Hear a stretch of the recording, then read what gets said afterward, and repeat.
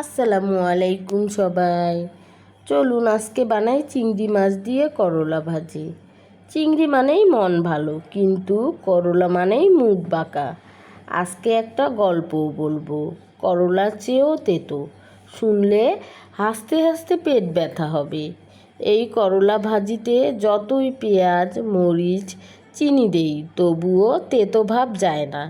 ঠিক কিছু কিছু মানুষের মতো, যাদের কথা এত তেতো যে পাশে দাঁড়ালে মনে হয় লবণ নিয়ে আসি। তুমি বলবে, ভাই কেমন আছো? সে বলবে, তোমার কেমন হবে শুনে কি কি লাভ? আরে বাবা, এমন কথা কেউ বলে নাকি? তাই ভাবলাম আজকে করলা ভাজি চিংড়ি দিয়ে করি। করলা না খেলে শরীর ভালো থাকে না, তেমনি তেতো মানুষ না থাকলেও গল্পও জমে না। তেতো মানুষের জীবনে রাখুন, তবে পরিমাণ বুঝে।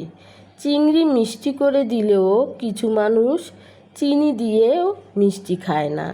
আর আমার ভিডিওটি দেখার জন্য সবাইকে ধন্যবাদ।